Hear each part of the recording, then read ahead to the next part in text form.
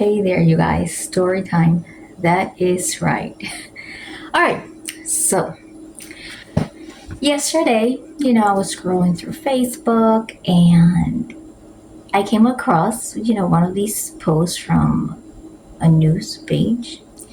And you know how it goes. Every once in a while you'll comment on something, and then somebody might not agree with you. And yeah, I got red fingers because of tacky. Sorry. All right. So, I made a comment, right? I made a separate comment. I wasn't even commenting under somebody else's comment. And I said, blah, blah, blah. These are my thoughts, blah, blah, blah. Fine, right? So there's always this somebody, that does not agree with your comment or feels like they can't move on or scroll past it. And I get, because this was from a high profile case, right? One of those cases that I usually make videos of, And she didn't like what I said, right? And instead of refuting me in regards directly to the case, she proceeds to go on my Facebook profile and see what she can find that she can judge about. So she comes back at me with, oh, you are a surrogate, and in the field of surrogacy, meaning you are a human trafficker. And I am trying to be the most kind as I possibly can be, because I don't want to come across as arrogant if I get into an active argument with that person and I say, instead of attacking her back with something, like I should not, evidently, I tell her, look, surrogacy is not human trafficking. I personally and directly work with fertility lawyers. Anybody that's in the surrogacy field and anybody that's a surrogate has to actively collaborate with fertility lawyers. Surrogacy contracts are drawn, right, and are drafted, better said, to be able to protect all parties and to make sure that the process is ethical. It's not tailored to be seen as human trafficking, because it's not. Let me elaborate on that. All right, so in surrogacy, what intended parents pay for is for the pregnancy process, and it is paid in reimbursements.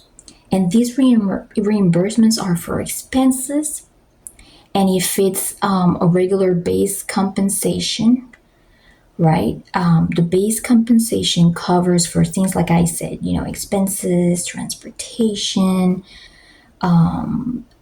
things like vitamins and things that the surrogate has to do, and errands that she has to run to be able to make this possible. On top of that, a surrogate undergoes through a lot of discomfort. She undergoes through pain. She undergoes through a lot. And a lot of these expenses are used to cover that, right? Now, for the part that you really, really want to know, is that money to be paid and the intended parents expect a baby. So what makes this process not human trafficking is the fact that the parents could be paying monthly large sums to doctors, and to surrogate as part of her base compensation / reimbursement. And it could end, God forbid, miscarriage. It could end in a stillbirth, even at 9 months on the delivery day, even if it's a full term. And unfortunately, that money does not go back to the intended parents, because that money is not for a baby. That money is for the pregnancy process. And that is the reason why it's not human trafficking. All right. So the process of surrogacy is a process in which surrogates have to undergo very thorough psychological screenings. And these psychological screenings, most of the times, are conducted by, a proctor, which in the case, somebody that monitors it, which is a proctor, in which that most cases would be the psychiatrist. They have to see and watch you while you take and undergo through an online psychological evaluation. But you don't only have to go through that. You have to undergo also an interview. And most of the time this is conducted through Zoom calls. The psychiatrist has to be able to see you so they're able to study your body language, so that they are able to analyze your answers, so that they're able to tell that your mind is in the right place, that you are aware of the risks, so that they are able to make sure that you have the right support system, so that you know that what you're doing is giving the gift of life. And if you are in any doubts of this process, the psychiatrist is going to be able to tell, and they're going to take their time. And unfortunately, not everybody that takes the psychological screening is able to pass it. So it takes very thorough medical screenings, physical, very thorough psychological screenings in order to qualify a surrogate. Now, back to the girl that I was talking about. So I commented, so she commented, right? Oh, human trafficking, you work with human trafficking. And I said, listen, it is not. I work with fertility lawyers directly. I collaborate with them directly. How does that make me somebody that is doing something illegal and unethical? So, but I just commented, it is not. I work with fertility lawyers, period. I kept it nice and short. But I wanted to, don't go yet, because she came up with something else too. Don't go yet, because there is so much more to talk about, especially after she said something else. Okay, I left it at that. I didn't get into an argument. I didn't go on her profile and went back and did a comeback with, oh, you look like this or you look like that. No, I didn't do that, because I wanted to show her that a surrogate that has been screened psychologically, right, is not going to get nasty towards her. Now, in real life, I don't know, and God forgive me, but and I'm not a psychiatrist, but the way that she was acting sounds like she wouldn't have passed it. I really bit my tongue. I had to bite my tongue on that one. So she was not happy with that answer. She went back to my Facebook profile and overanalyzed it and came back and said something like, said, "Oh, look at yourself, like you're trying to be famous and stuff." And at that point, I just decided to ignore and block. But if that girl ever comes back to this video, I want her to watch this and I want her to understand this. Okay.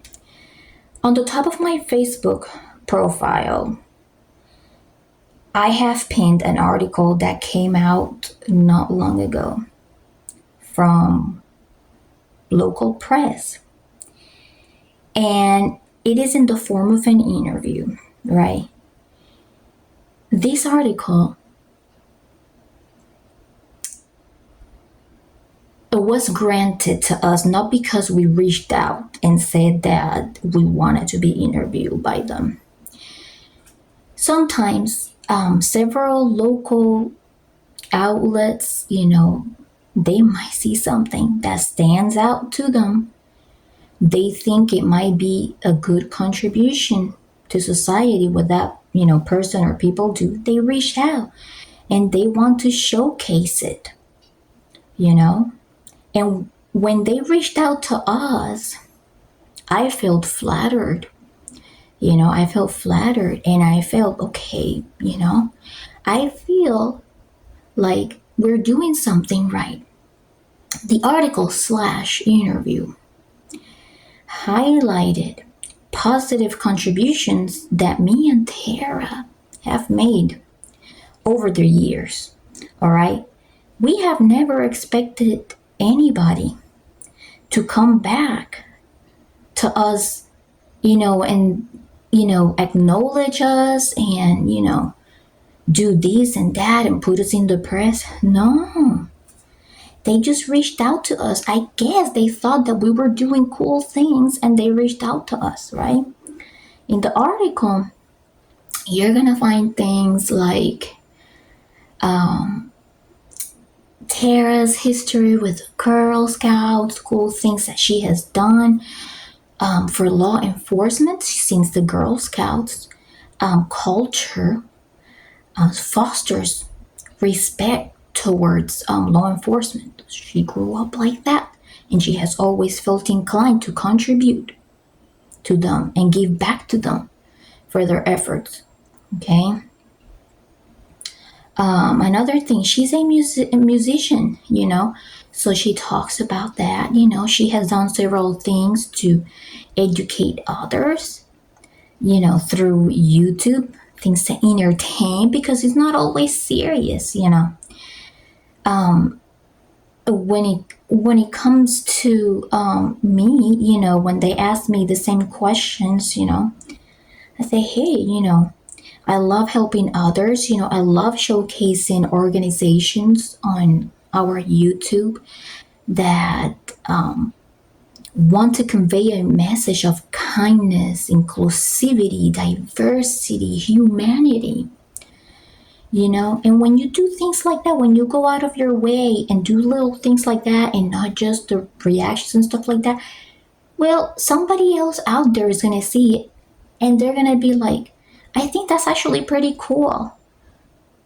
I like to showcase that, on our own outlet. So they reached out to us, okay? It's not because, we were modeling or doing TikTok dances or anything like that, although I love the TikTok dances too. I would actually feel more confident to do them if I was in better shape, but right now I'm not. So maybe in the future, but it's not because of that. It's not because of a certain video that went viral.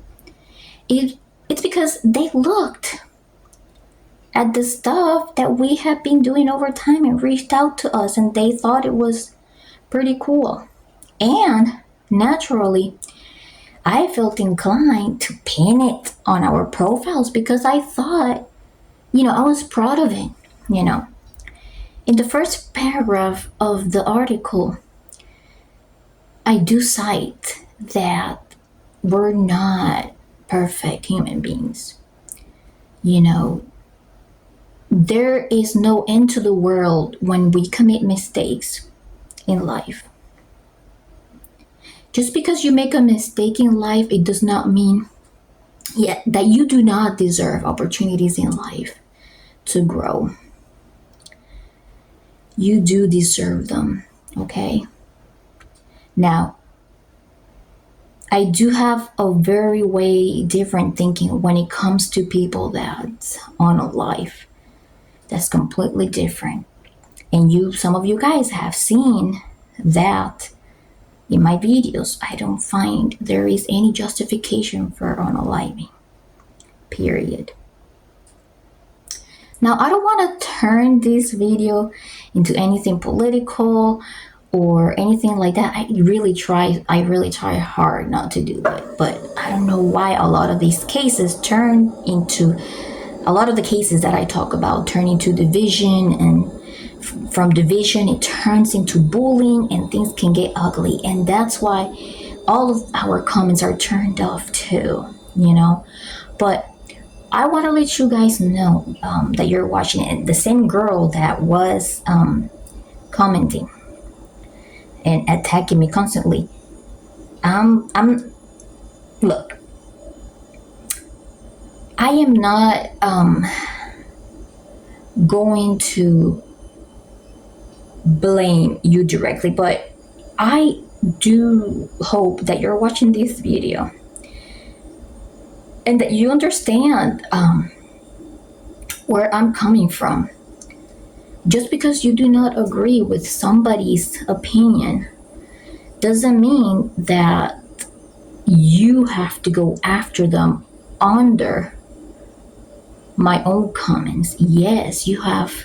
Yes, I understand that because I made a public comment, I am subject to get a lot of criticism, and it's a public place, there's a lot of bullying. But just because you can't do that doesn't mean that you necessarily have to attack somebody with their physical attributes, or with something that you don't like from their Facebook account, or from something completely foreign, because you have nothing else in your defense.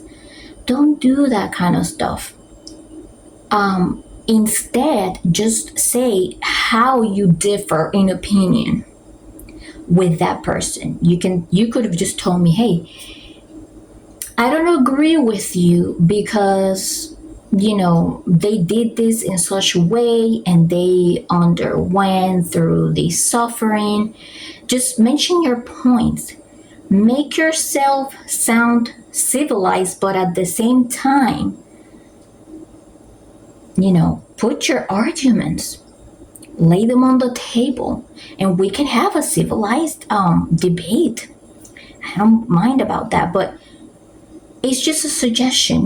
Next time, try not to do that, because all those things can come back at you in the future,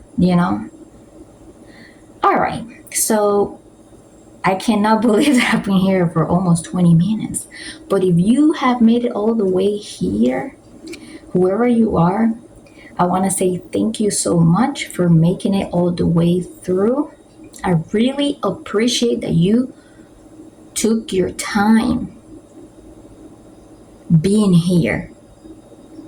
Big hugs to you, and I hope that you have a really good day. Bye.